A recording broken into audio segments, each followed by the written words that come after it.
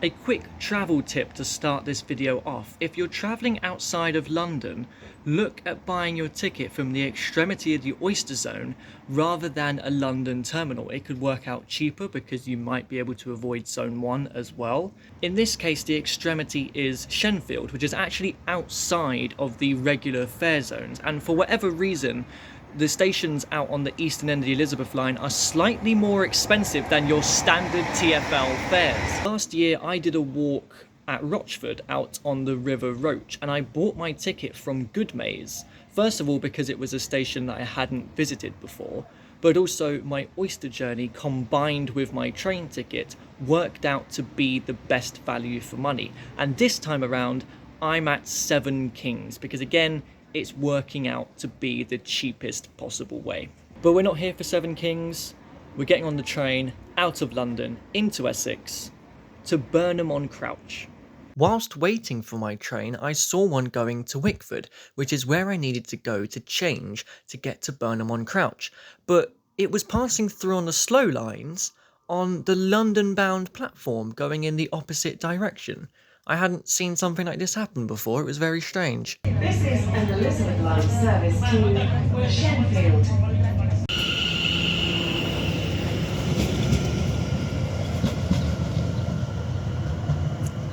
Well, there's clearly a second abandoned platform here at Burnham-on-Crouch.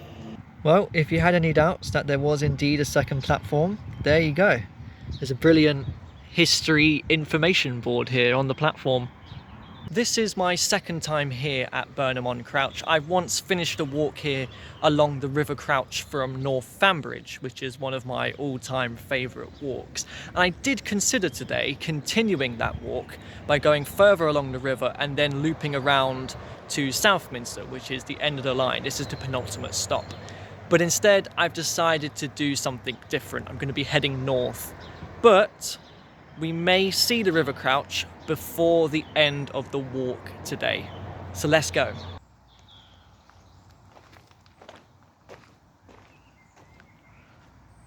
So about a mile into the walk, I've made it to our first location, the Mangapps Railway Museum, which you might think is an old station or an old railway line, but I don't think it is. It is up this road here. I think it's privately owned, it seems like.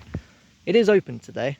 The museum itself, I believe, is full of old railway signs, railway paraphernalia, and they have about 3/4 miles of track where they can run trains up and down and you can go for a ride on them.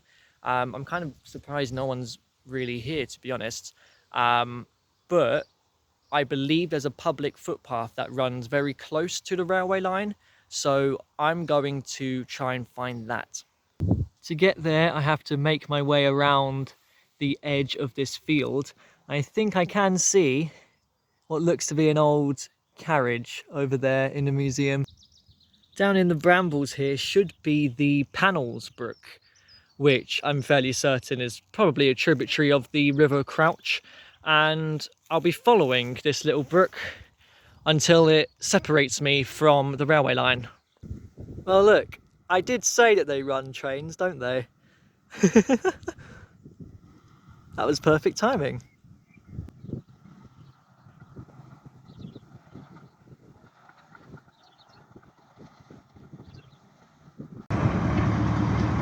I can hear it making a return journey just on the other side of the bushes here.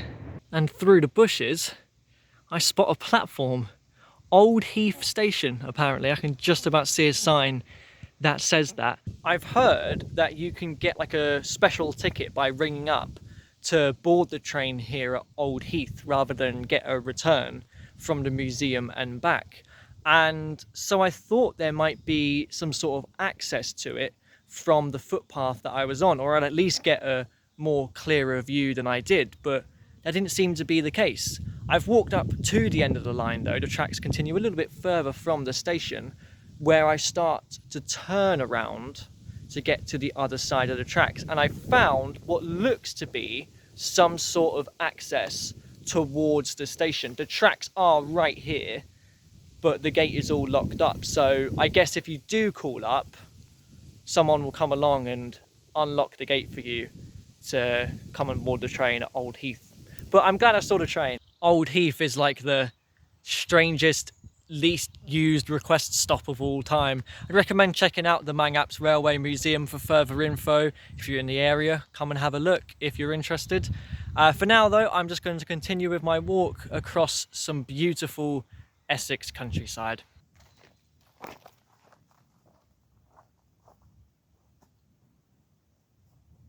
Just on a stint of country road walking, you know, a classic road with no pavement, but luckily it's been quiet enough that it hasn't been an issue.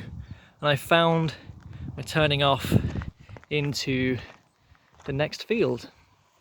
My field path has turned into some sort of weird farm side road access track. Right before I got across a much busier road, but luckily I don't have to walk alongside this one. Okay, I did for like a minute, but I found my turning off again now. Right by this kind of fancy gate entranceway. There's my path. Quite odd, I don't use their private driveway entrance, but I come in to cross over it, and there should be kind of a diagonal path across this next field. I don't know where. Oh no, I see a stile. I see a stile.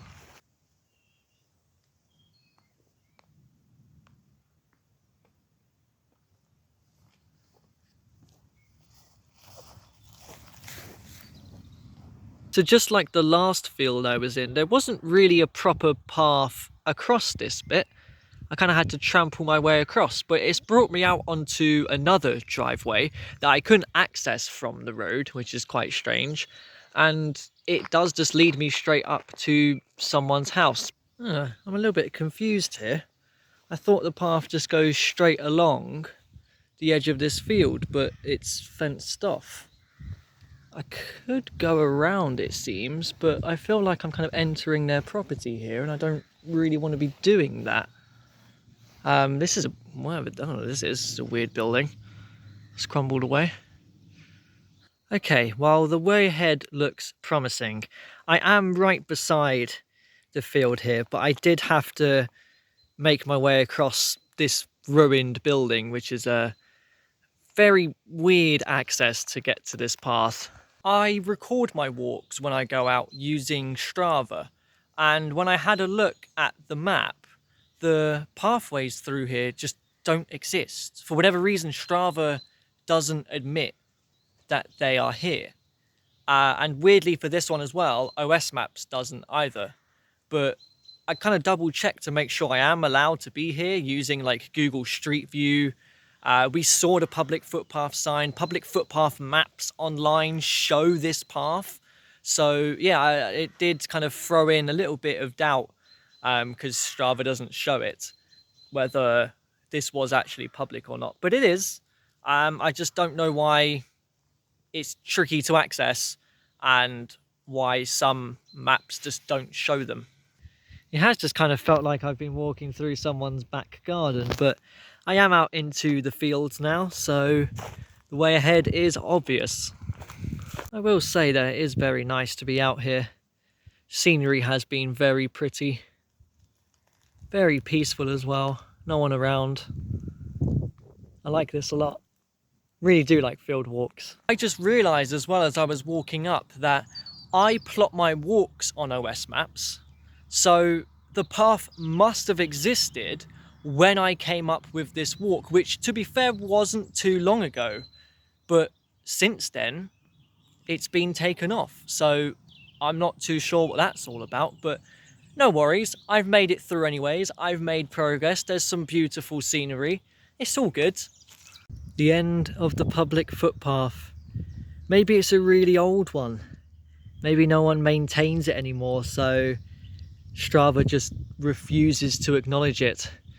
To be fair, when I looked at Google Street View, if you go back in time, there is a public footpath sign here, but I can't seem to see it anymore. Oh no, here it is, tucked into the bushes. That's impossible to see from the path, but hey, look, proof that it is indeed a public footpath. Another public footpath, another field, another path that doesn't show up on my map. OS Maps has actually had an update recently where it's made it almost impossible to plot new walks. I noticed this morning that Strava has had an update where my line that it records is a lot thinner than usual. There's some great views from this path down into the Blackwater Valley, the River Blackwater in its estuary stage. It's quite a flat walk today in Essex. This is kind of the only hilly bit. Almost got lost for a second. The public footpath signs ran out. I didn't know if there was going to be a way through to the next field. I found one, but it's looking really overgrown in here. Oh, let me get through this. There should be a path straight across. There kind of is. It looks like someone's maybe done this before. But again, it's one of them paths where, you know, I don't really want to trample over all this, but I kind of have to. I can go this way. This works better. Oh, hello, mate. I don't know what the difference is between a llama and an alpaca. Oh, we having a staring contest. That's what's happening. Oh, okay, I won. Aha, well, I've made it down into the valley. This is a tributary of the River Blackwater, I believe known as the Mayland Creek. And I am actually on the England coast path here. This is technically the coast. There's the St. Peter's Way as well. That's a footpath I don't think I've heard of before. But we are going to walk up alongside the Mayland Creek, which is great because we didn't really get to do that with the Panels Brook earlier. A rotting pier here. That looks like it hasn't been used in donkey's years.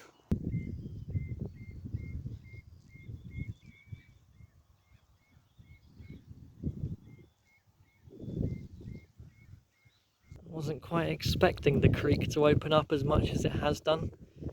Seriously impressive around here. It's a very nice path to take. So I've reached the point where the Mayland Creek makes its confluence with the Lulling Creek. And then just up there, you have the River Blackwater itself.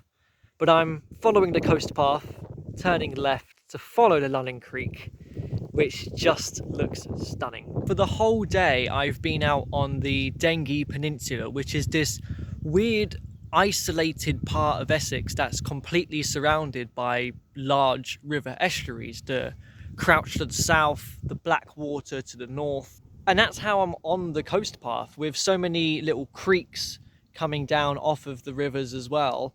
They're in the way, so you've got to come all the way down one, wind your way around, go all the way back before you get to the sea. It's probably a really tricky part of the coast path to do in full because there's just not a lot out here.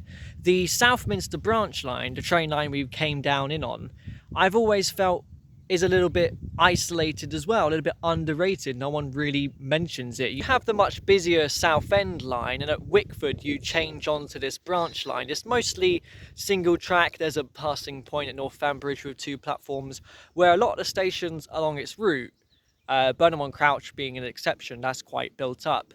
There's not a whole lot around them. Northamptonbridge being a prime example, the station we're ending at today, there's also not a whole lot around there. It's kind of a quiet, tucked away part of the country that I feel not a lot of people really know about. And I'm on the coast path here, the England coast path, and there's no one out walking it. I mean, there's literally been spider webs across the path. I feel like no one's come down here in ages. And I'm heading now towards one of them quiet villages out on the Dengie Peninsula.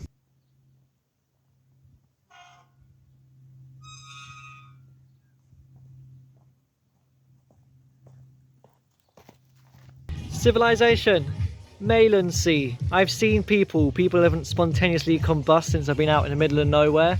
It has a vibe of Burnham-on-Crouch about it, you know. There's music playing here at the back of a pub.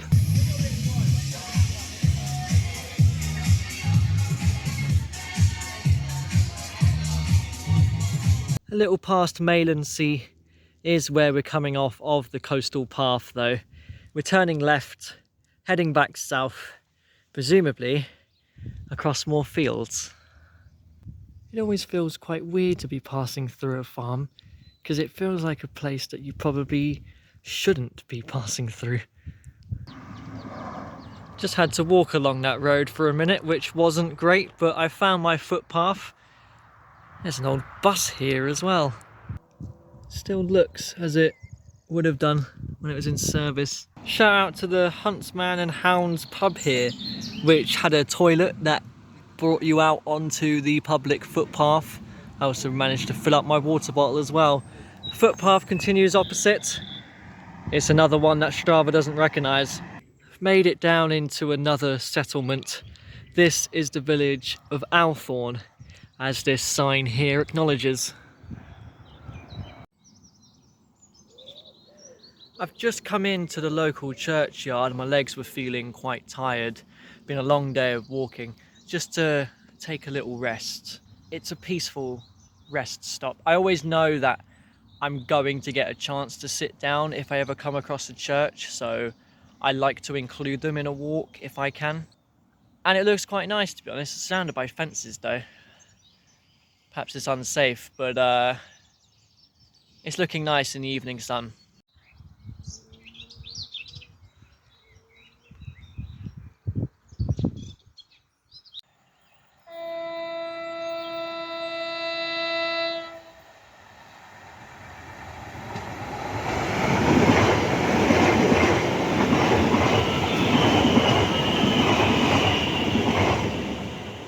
Well, I've missed that train, but that now gives me an hour to wrap up my walk.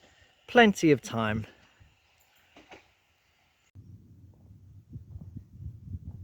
The River Crouch. We've made it. I've come down from Mayland Sea, coast to coast, across the fields, about 4 miles, but if I was to have stuck to the coast path and gone all the way around, it probably would have been almost 10 times as much.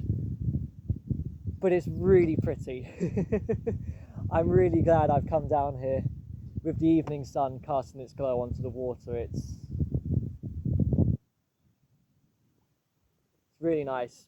This is such a beautiful location to end a walk. The original plan for today was actually to do this walk in reverse and end at Burnham-on-Crouch, but that would have been quite a long road stretch at the very end to the station, and also the railway museum would have been closed by the time I'd got there, so I wouldn't have saw the train.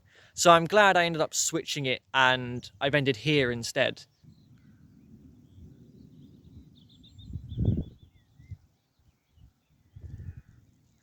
Considering I was on a really packed train this morning where everyone was going to the Hackney Half Marathon, the one day TfL put early morning Sunday services on the overground, and they put a 25-minute gap in the timetable when the marathon is starting. That was smart.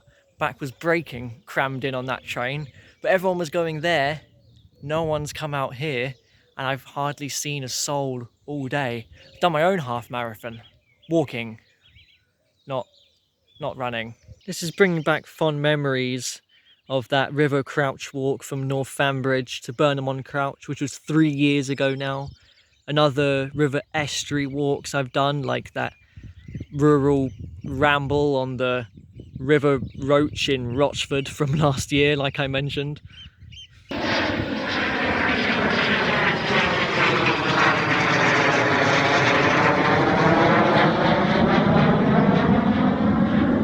So I've made it up the trail to Althorne station. I was going to call it Alresford then, but that's only because I ended a walk there on another river estuary walk last year along the River Colne. And as you can see, there's not a whole lot around here at all. We're quite a way down from the village too. It's a sleepy station, single platform, and no one else here to wait for the train. Coming here to visit this station is really the whole reason why I'm out here today. I mentioned how I had other River Crouch walks planned, such as Burnham-on-Crouch up towards Southminster, but I realised that I fixated on that so much that I never really looked at what else is around here on the Dengie Peninsula. Never really looked at the fields, the countryside, what's in between, rather than just down in the Crouch Valley. And so I had a look, and I discovered that there are a lot of nice paths to take. The railway museum, part of the coast to walk along, and it gave me the opportunity to visit a new station. There's only one left on this branch line now that I haven't used, and that is Battlesbridge. And I would recommend travelling on it, the Crouch Valley line as it's known, if you haven't before, because there are some good walks to do along it. You can do North Fanbridge to Burnham-on-Crouch. If you don't want to do the full 10 miles, you can end it here. This is a very good halfway point, kind of 5 miles either side. But for now, this is where my adventure ends. I await the train back into London. Thank you for coming along with me. Subscribe if you'd like to see more walking adventures in the future. See ya. We are now approaching North Fanbridge. Please mind the step between the train and the platform. Please take care when leaving the train. I don't think I've ever seen a no nudity sign in my life on just a random footpath. Well, through we go. Oh, I could have just ducked underneath that.